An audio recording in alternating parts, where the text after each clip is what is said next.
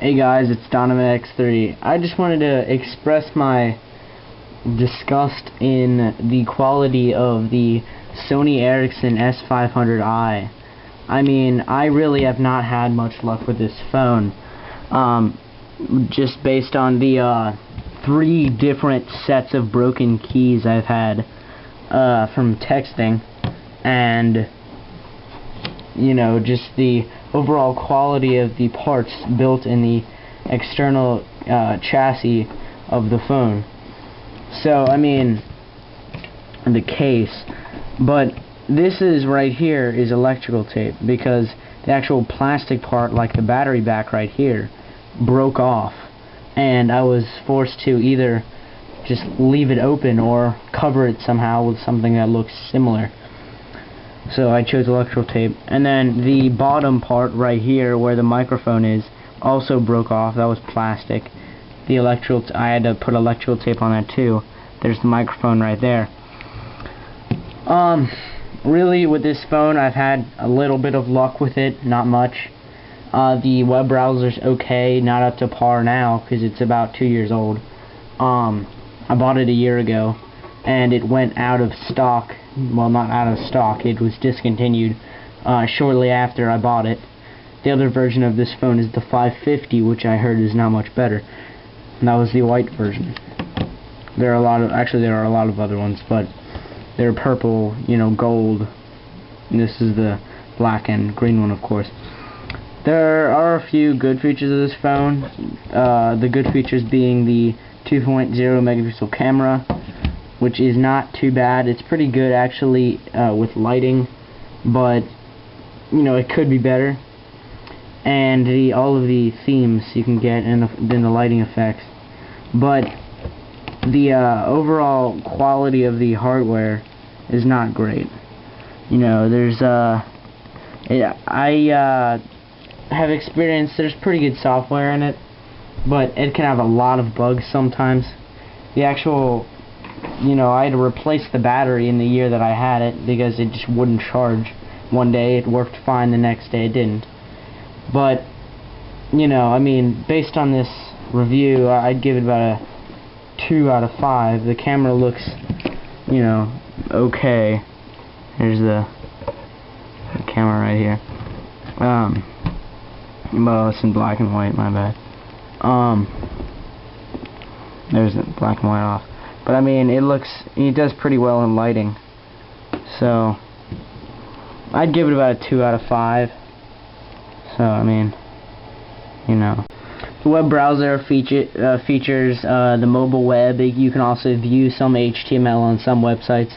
The cache for the processor in this phone is very low, so you cannot look up very large websites like, for instance, let's see, CNN.com, or, you know, a lot of photo and video based websites you cannot bring up in the HTML version of this internet.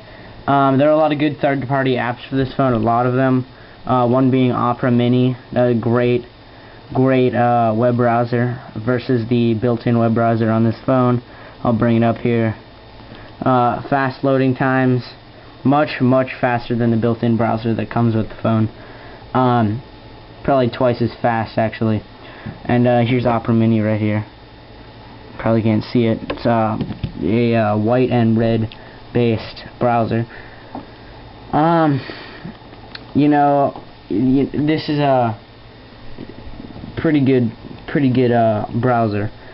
But see, this isn't a review for Opera Mini. This is a review for the Sony Ericsson S500i, and that browser's crap. Google Maps works well on it. Well, the new version doesn't, because this phone's kind of old. It's dated now. It lags. Let's see. A lot of great games for this, though. A lot of great third-party games. A lot of great third-party themes, and it supports up to, I'm pretty sure, a 1 gig SD card, and that's really all you need for this phone, because, you know, you can fit everything. I mean, I've had this phone for a year now, and I've only used 635 megabytes, so, and I have a lot of stuff.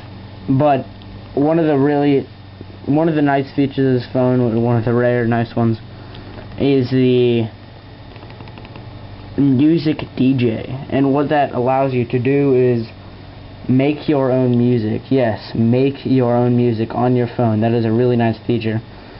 I'll give you an example of something you can make. Here's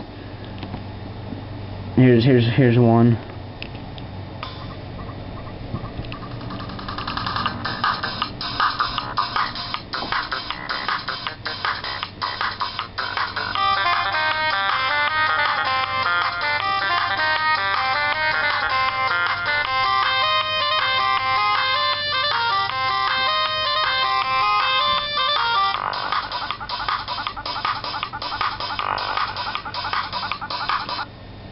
So I mean, you know, pretty in-depth music editing here. You cannot edit though you cannot edit already established MP3s or anything like that, but you can make your own. So, and they're actually not MP3s, they're MIDIs. So yeah. As I stated before, an okay camera for that generation.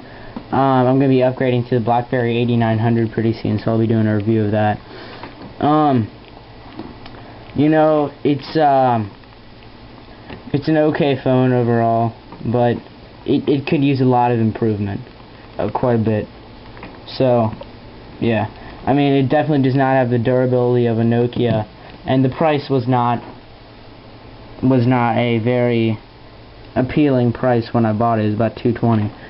So for this phone, I mean, using it for a year, at least it's lasted that long. With, you know, I had to pay an extra $40 for the memory card, and then I got the battery for free actually because of the service plan. But you know, I'd give it about a 2 out of 5.